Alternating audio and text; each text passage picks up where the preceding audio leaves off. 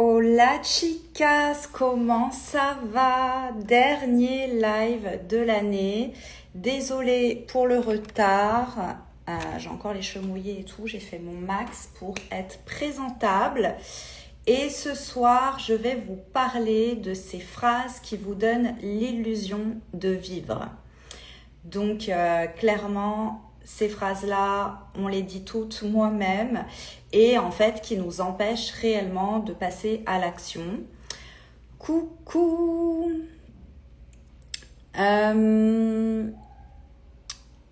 Edith, si t'es là, tu peux me dire si on entend bien parce que j'ai pas pris mon petit micro parce que la dernière fois je me suis rendu compte que ça grésillait et du coup je sais pas si sans micro c'est bien le son. Ça serait sympa, merci. Et aussi, tu as demandé à rejoindre le live, donc avec plaisir, hein, mais je pense que tu t'es trompée. On t'entend bien. Parfait, merci Edith. En tout cas, si tu veux rejoindre le live, tu me dis en commentaire et on peut débattre ensemble avec plaisir, j'adore ça. Alors, donc, merci Monkey, trop sympa. Donc, si je regarde à côté, c'est parce que j'ai pris mes petites notes sur mon ordinateur, comme d'habitude, pour ne rien oublier. J'ai fait une fausse manip. Ouais, je m'en doutais. Donc, ces phrases qu'on dit toutes, qui paraissent inoffensives, mais qui, en réalité, ont un réel impact sur nos décisions, sur nos passages à l'action. Et c'est vraiment les phrases de celles qui ne feront jamais rien. Donc voilà, franchement ça va être un truc de fou. Je dis vraiment ça sans jugement, comme je vous disais, moi aussi j'ai encore ce genre de phrase qui vient régulièrement, que je sors automatiquement sans m'en rendre compte. Et il y en a plein que j'ai déjà dites, que je ne dis plus et que j'entends surtout tous les jours chez mes clientes et en discutant avec vous. Et du coup, j'aimerais vous aider à en prendre conscience. Alors déjà, pourquoi on dit ce type de phrase? Avant de vous donner des exemples concrets, je vais un petit peu vous expliquer le mécanisme. Il faut comprendre un truc fondamental, c'est notre cerveau ne recherche pas le bonheur, ok? Lui, il cherche absolument la sécurité. On a été, on est fait comme ça. Nous sommes des animaux. Donc, notre cerveau, il est toujours en alerte à la recherche d'un possible danger. Voilà, en survie, en gros. Sauf que, en vrai, aujourd'hui, en 2025, on n'a pas un lion qui va venir nous manger. On n'habite pas dans une grotte. Donc, on a automatisé ces choses-là et ces phrases en font partie. Donc, le cerveau, pour se rassurer, il adore donc créer ces phrases qui vous donnent l'impression que vous avancez. Mais ce n'est qu'une impression. Alors qu'en réalité, vous ne décidez de rien. Et c'est pour ça que d'année en année, vous avez l'impression que il ne s'est rien passé, vous n'avez pas avancé, pourtant vous êtes battu, que ce soit dans votre business ou dans vos projets perso. Et pour beaucoup d'entre vous, il n'y a rien de concret qui s'est passé réellement. Hello tout le monde. Donc clairement, ces phrases-là que vous vous racontez sans le savoir, ce sont des anesthésiants émotionnels. Elles calment votre frustration de ne pas vivre ce que vous voulez vraiment, sans jamais vous obliger à passer à l'action. Donc clairement, voilà le processus. Donc voici des phrases qui sont des phrases pièges en exemple.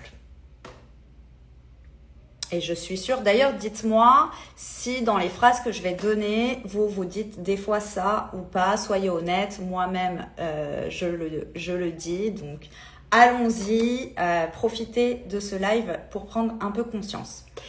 Donc, est-ce que vous vous racontez plein de choses où vous vous dites « Ah, j'aimerais trop ». Mais moi, je dis tout le temps ça en plus. J'aimerais trop. Donc, il y en a plein qui m'envoient des MP, qui me disent « Ah, mais moi aussi, j'aimerais trop m'expatrier. J'aimerais trop changer de vie. Moi, j'aimerais trop lancer mon business, être à mon compte. » Enfin, vous devez entendre autour de vous plein de gens qui disent souvent « J'aimerais trop quelque chose. J'aimerais trop trouver l'amour. » J'aimerais trop. C'est une phrase qui est sans engagement. Clairement, elle ne demande aucun courage, aucun engagement, aucune décision, aucune perte, rien du tout. Un exemple concret par rapport aux esthéticiennes dans vos business que je vois souvent en coaching, qui me disent souvent « mais moi j'aimerais trop augmenter mes prix », mais elles ne le font pas. Et j'aimerais trop augmenter mes prix, et souvent derrière le « j'aimerais trop », il y a un « mais ». Mais blablabla. Donc clairement, ça veut dire, quand vous dites « j'aimerais trop quelque chose », que vous allez jamais réellement passer à l'action. Comme il y en a qui me disent « ah, j'aimerais trop venir dans ton programme », bah clairement, quand on me dit ça, je sais que la personne, elle va pas venir. Elle va avoir plein de « mais » derrière, elle va pas passer à l'action. Donc voilà. D'ailleurs, vous devez aussi le constater dans vos clientes. Il y en a plein qui disent « ah, j'aimerais trop ». J'aimerais trop, ça veut dire qu'elle va pas prendre rendez-vous. T'as compris? Donc ça, c'est vraiment une phrase analysée. Si vous vous racontez souvent cette phrase, si vous le dites souvent, ben en fait, quand vous dites ça, ça cache un vrai désir. Donc vous avez vraiment envie de ça. Donc, ok. Mais ça démontre aussi que vous êtes en train de vous protéger d'un possible danger, de prendre un risque et vous voulez du coup rester en sécurité. Ça veut dire quoi? Rester au même point où vous êtes. Donc, il ne se passera rien. Est-ce qu'il y en a qui se disent « j'aimerais trop » souvent ou qui disent souvent ça dans leur discours? Je me disais « j'aimerais trop venir dans ton programme » et j'en ai eu marre de me le dire et je l'ai fait. Ouais. Mais tu vois, quand tu te disais « j'aimerais trop », tu le faisais pas. Quand tu l'as fait, tu te disais pas j'aimerais trop. Tu t'es dit je veux venir dans le programme. C'est pas du tout pareil en fait. Selon comment on va formuler sa phrase, notre cerveau il va pas enregistrer la même chose. On va pas avoir la même émotion. On va pas avoir la même action derrière. J'aimerais trop, c'est comme si c'était un rêve. Je veux, là, ça veut dire je vais le faire en fait. C'est pas du tout pareil. Mais très bel exemple, Edith. Alors, deuxième exemple de phrase qu'on dit souvent, c'est... Alors ça, je le disais avant, mais je le dis plus. Mais j'aimerais trop, je le dis encore. Un jour peut-être. Qui ne dit jamais un jour peut-être? Donc, soit ça veut dire clairement que t'en as rien à foutre. C'est par exemple... quand tu as des amis qui vont dire « ah, ça serait bien, je sais pas, qu'on parte ensemble en vacances », mais en fait, t'en as rien à foutre, t'as pas du tout envie de partir en vacances avec eux, tu vas dire « un jour peut-être ». Ça veut dire clairement « je m'en balance ». Ou alors, ça cache un désir également profond, mais que tu ne passeras pas à l'action. Donc, un jour peut-être, c'est la phrase préférée des rêves enterrés. Parce que ce jour-là, il n'existe pas sur ton calendrier, il ne dérange rien, il ne fait pas peur. Donc, un jour peut-être. Donc, si par exemple tes amis te disent « ah, ça serait trop bien et tout, qu'on aille en vacances ensemble », bah si vraiment c'est un désir que tu veux, tu vas pas dire « un jour peut-être ». Un jour peut-être, ça veut dire que tu vas jamais le faire. Tu vas dire « ok, bah c'est quand qu'on fixe la date des vacances ». Donc, quand on dit « un jour peut-être », on fixe pas de date. Donc, du coup, on ne le fera jamais. Donc, ça aussi, observe. S'il y a quelque chose que tu aimerais vraiment faire et que tu te dis dans ta tête un jour peut-être, tu le feras jamais. Donc, dis-toi, ok, à chaque fois je me dis un jour peut-être, bah là, je vais arrêter de me dire un jour peut-être et je vais noter une date. Je vais le planifier et je vais le faire.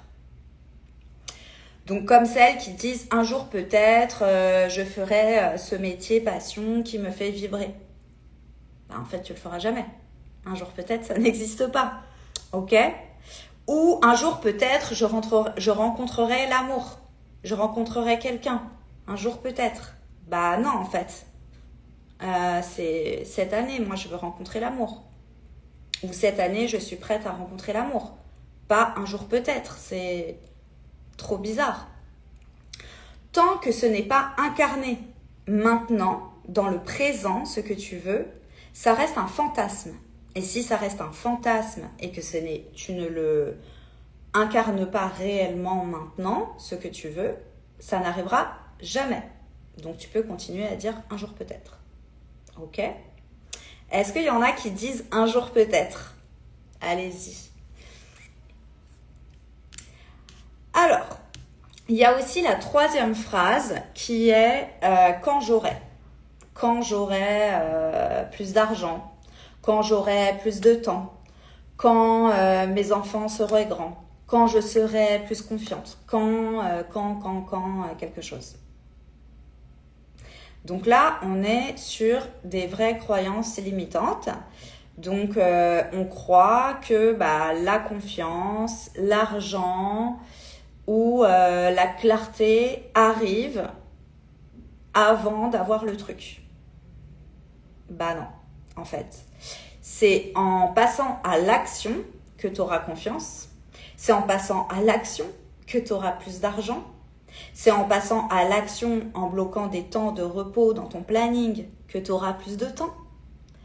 C'est en passant à l'action maintenant que tu pourras vivre la vie que tu veux. Que tes enfants soient petits ou grands, ça ne change rien en fait. Ah oui, mais moi, je peux pas changer de pays comme ça. J'ai des enfants en bas âge. Excuse-moi, j'habite au Mexique. Il y a plein d'expats avec des enfants en bas âge qui sont partis de la France. Et ils l'ont fait. Et ça se passe très bien. Donc, en fait, c'est possible. Donc, ça, c'est une croyance limitante. Donc, dans le business, ça va être quand j'aurai plus de clientes, je pourrai acheter ton programme. Bah non, en fait, il faut d'abord acheter mon programme pour avoir plus de clientes, tu vois ? C'est le truc à l'envers. Donc ça aussi, quand tu aimerais faire quelque chose et que tu commences par quand, tu es en train de te bloquer à le faire. Donc, examine bien tout ça. Alors, la quatrième phrase aussi qu'on m'a dit souvent, mes parents me disaient ça souvent, même mon père, c'est « il faut être réaliste » ou « il faut arrêter de rêver ». Mon père, il me disait tout le temps ça, « non, mais toi, t'es dans un rêve, hein, reviens à la réalité, il faut être réaliste ». C'est quoi réaliste ? Parce que dans la réalité de certaines personnes, ce que je veux, ça existe. Donc c'est réaliste. T'as compris ? Donc celle-là, elle est très dangereuse quand tu te dis il faut être réaliste, parce que vraiment, elle se déguise en maturité. Il faut être réaliste, ça veut souvent dire je choisis la sécurité plutôt que la vérité de ce que je désire. Donc en fait, tu te fais croire que tu es plus mature, que tu es plus, comment on dit, responsable, parce que tu es réaliste, genre tu es plus adulte. MDR, genre c'est les enfants qui sont irréalistes. Ça, c'est un gros mytho que tu te racontes à toi-même pour ne pas réaliser tes rêves, pour ne pas faire ce que tu désires. Donc ça, voilà. Donc l'exemple sur les personnes qui désirent s'expatrier dans un autre pays, j'aimerais vivre ailleurs, mais bon, il faut être réaliste. Réaliste de quoi en fait ? Il y a plein de gens qui s'expatrient, c'est leur réalité. Ou j'aimerais trop monter mon business, mais bon, il faut être réaliste. Aujourd'hui, les business en France, c'est super dur, blablabla. Il y a plein de gens qui ont des business en France et qui réussissent. C'est réaliste. Tu vois un peu le truc ?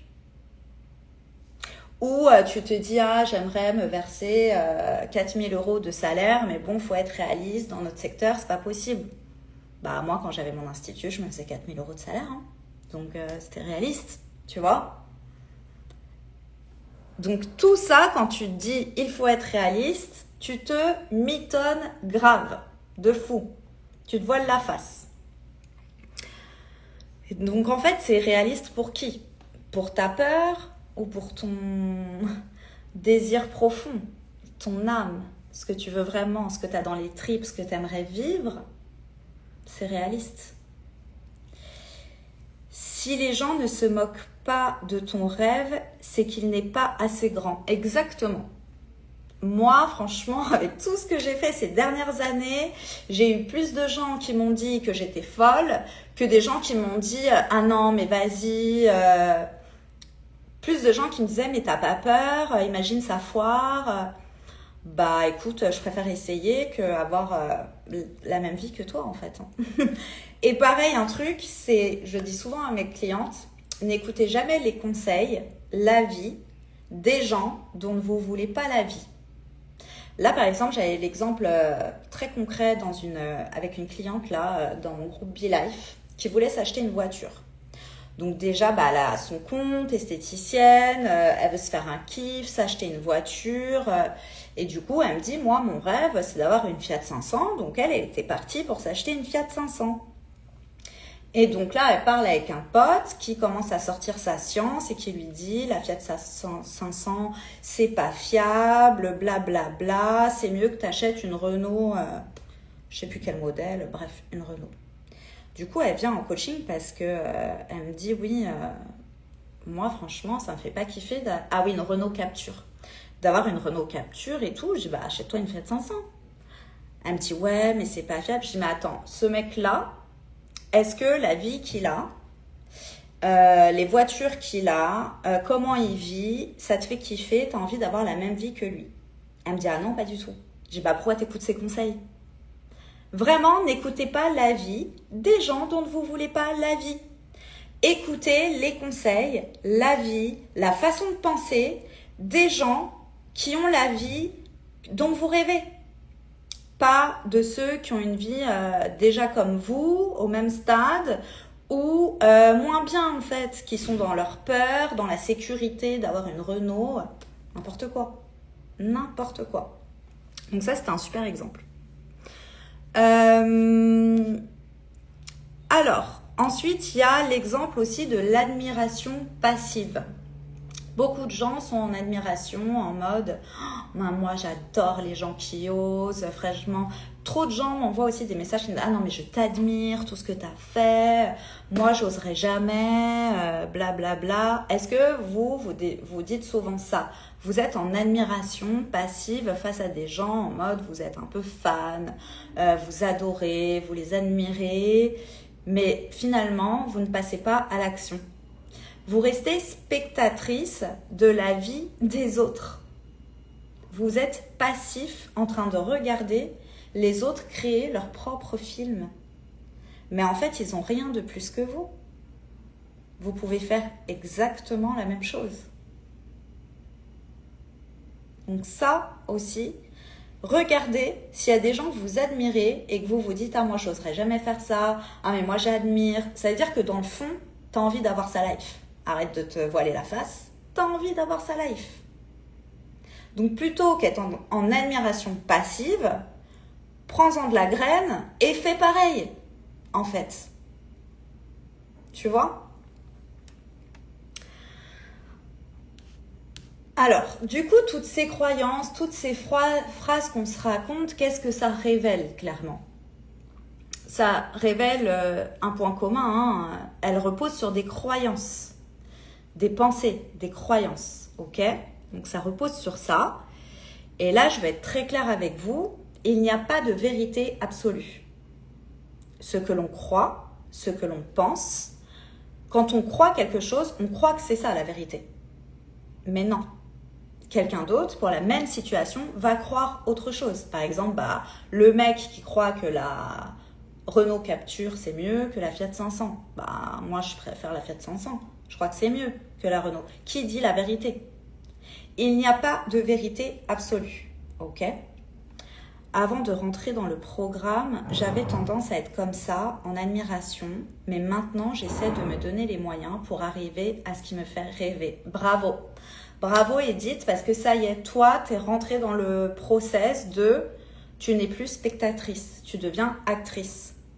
Tu deviens actrice de créer ta propre vie et de t'entourer de personnes qui l'ont déjà fait, qui savent comment on fait et qui sont à même de t'accompagner. Donc, tu vas réussir, en fait. Tu vas combler plein de désirs que avant tu étais en admiration devant les autres. Bah, en fait, maintenant, c'est pour toi. Mais on adore, c'est trop bien. Bravo pour ça. Parce qu'il n'y a pas beaucoup de personnes qui osent le faire. Sinon, bah, on serait déjà tous dans la vie qu'on veut, finalement. Et mon métier ne servira à rien, ce serait un peu dommage. Donc je vous disais, il n'y a pas de vérité absolue.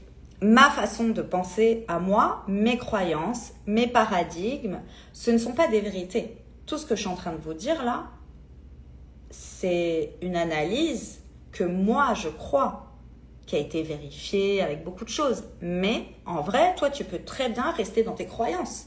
Et croire que bah il faut rester réaliste et c'est très bien en fait. C'est chacun croit ce qu'il veut, hein. Ok. Après, c'est moi, j'ai compris qu'on pouvait choisir ce que l'on croit. Donc moi, c'est des systèmes de pensée que moi j'ai choisis, que moi ça m'a aidé, que moi j'ai pris conscience. C'est pour ça que je viens de vous les partager parce que je me dis si ça peut aussi vous aider, tant mieux.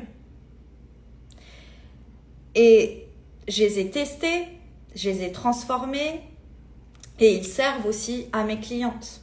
Mais pareil, avec mes clientes, je vais toujours aller chercher ce qui, elle, lui ferait du bien de croire pour accéder là où elle veut. Créer ses propres paradigmes, sa propre façon de penser. Il faut déjà avoir confiance de nos automatismes pour ça. Et clairement, changer de paradigme, changer ce qu'on croit, ça change littéralement une vie. Clairement. Clairement. Donc la phrase la plus honnête serait souvent « je n'ai pas décidé » plutôt que de dire j'aimerais trop ou il faut être réaliste, blablabla. Bla bla. Bah non, en fait, tu n'as pas décidé encore de changer. Tant qu'il n'y a pas de décision et il n'y a pas de mouvement. Si tu continues à prendre les mêmes décisions chaque jour, tu auras toujours le même résultat.